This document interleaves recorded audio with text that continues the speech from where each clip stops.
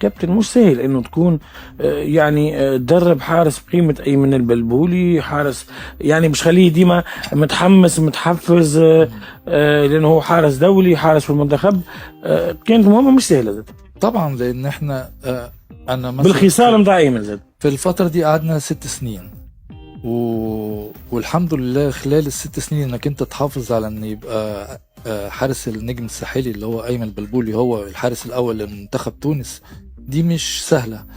و2017 خد احسن حارس في افريقيا، فبالتالي ان كان ثبات المستوى كان يبقى من الحاجات اللي الواحد كان لازم يركز فيها قوي.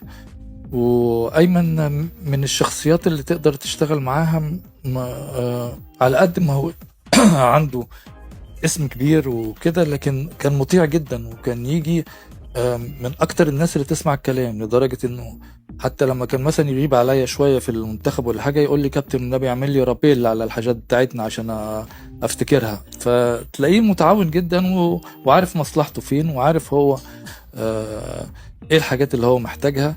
وكان في زي هيرموني كده بيني وبينه في الملعب، والحمد لله نتيجتها زي ما قلت لك انا جبنا 5 بطولات في فترة قصيرة، وحافظ على ان هو يكون الحارس الاول في منتخب تونس طول الفترة اللي انا كنت فيها.